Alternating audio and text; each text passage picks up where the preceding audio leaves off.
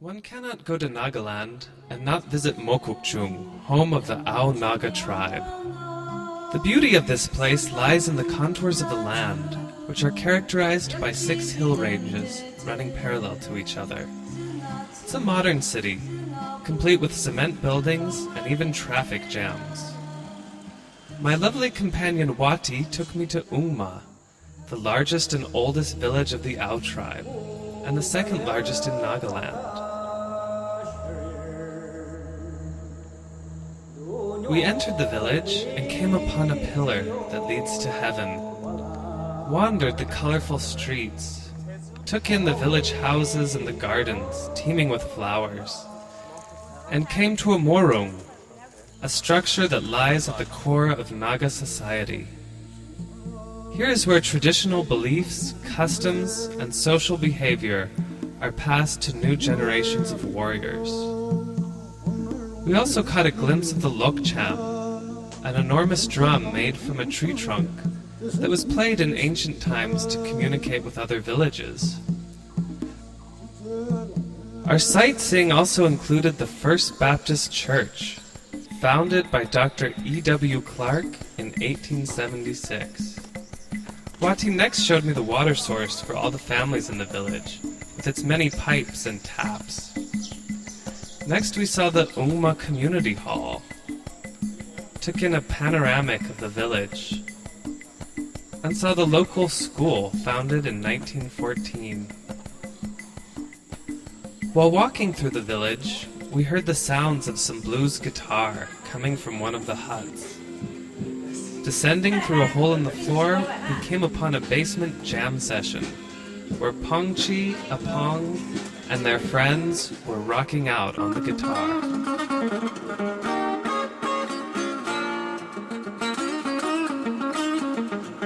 The family gave a warm welcome to their surprise visitors, and even gave me an impromptu sewing lesson.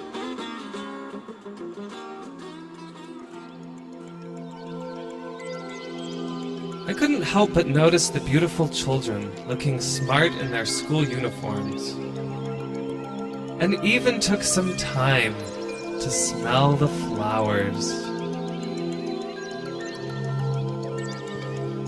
We took a visit to the local cemetery and wandered through the graves, inscribed with the names of the local deceased. Wati translated some of the inscriptions and dedications in Ao language.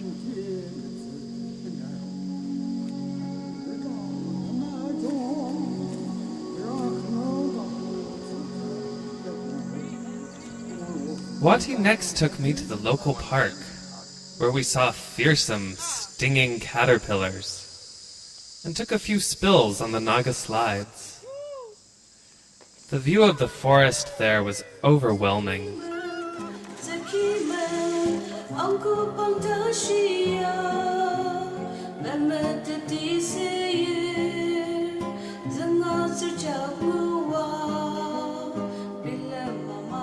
As we moved out of the park, Wati suggested a stop in the village of Tsetsu.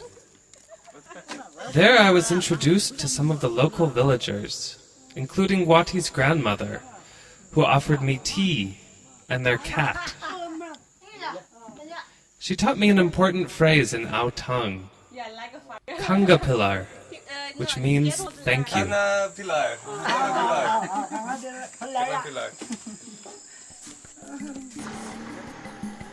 Next, Wati took me to the village of Longkhum to see a local scholar and scientist by the name of Ayimlongkumar.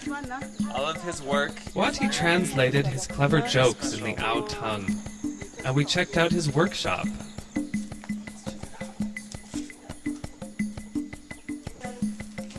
We had to enter through a small handmade door and follow a tunnel to come upon his laboratory.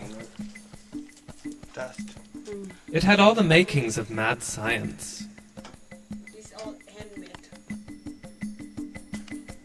Mr. S. Ayimlongkumar seemed capable of cooking up anything in his workshop lab, from traditional Naga crafts to scientific instruments to sofas. It was my first glimpse of so many traditional Naga crafts, like boar tusk necklaces, decorated gourds, handmade baskets, and even boots. The hornbill bird is a traditional symbol of Nagaland. I was mesmerized by his work, but Wati still had more to show me. Touring the villages and forests, Wati and I discussed some of the traditions in Naga culture. Intertribal marriages are becoming a common practice as cultural identities broaden. Nagaland is a world of contrasts and transformations, a place where tradition mingles with modern life.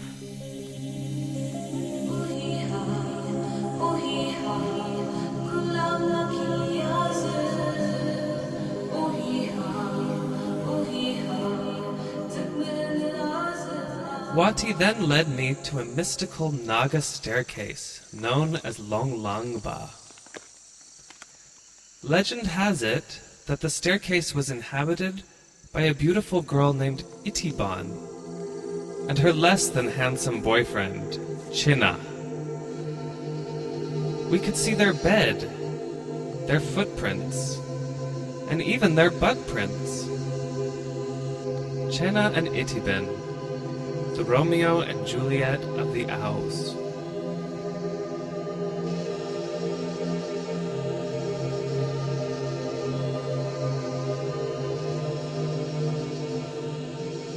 Wati led me through so many forests and so deeply into the woods that I was beginning to think she was going to play a trick on me and abandon me there in the jungle. Fortunately, I was able to retrace my steps and get back to civilization.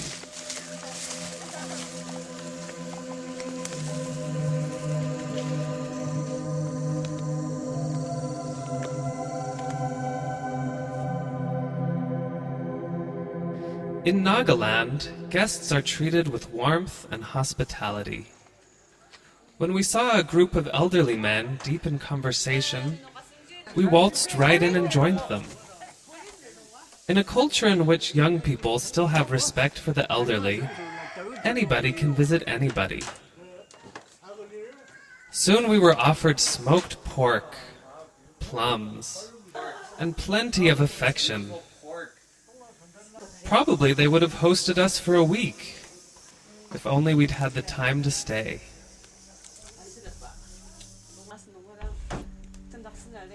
We sat entranced as a beautiful elderly couple, known only as Otsula and Opu, or Grandma and Grandpa, sang us a traditional love duet in Owl language. First, Otsula sang her part. Then Opu picked up where she left off. This back and forth is typical of Ao musical culture. I was captivated by Otsula's jewelry and Opu's handmade shawl. When we got back to Mokokchung, it was Wati's turn to hum a few more numbers in Ao tongue. Tsukumi and Akum Lidang.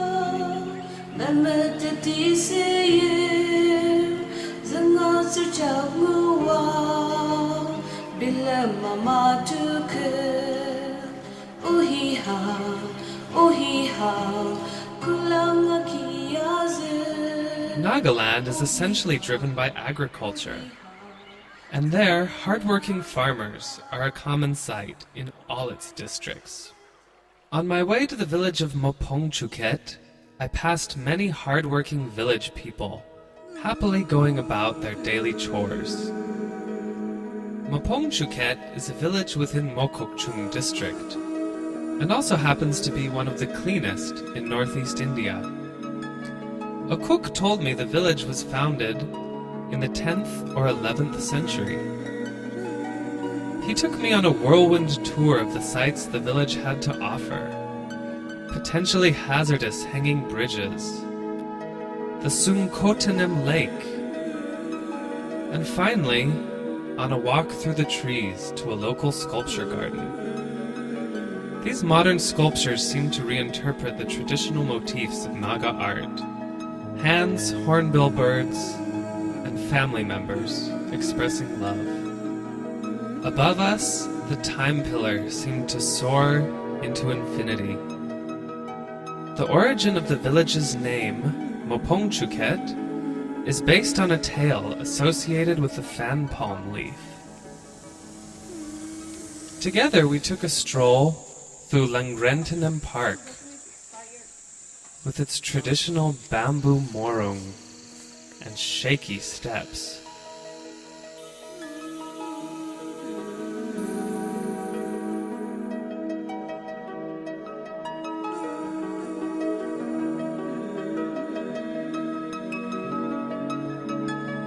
Our next stop was Mangkolong Tea Garden, where a cook and I wandered through a twisting labyrinth of tea hedges.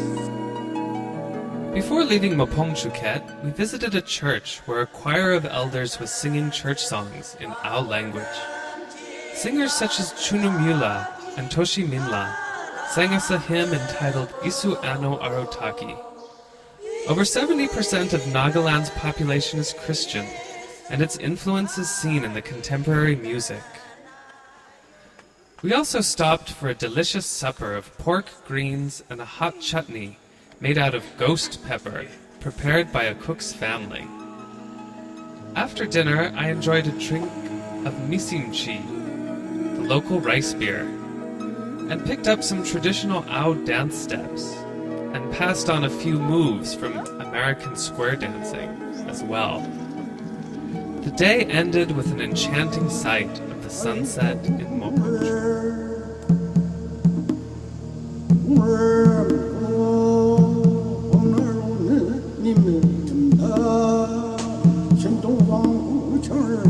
This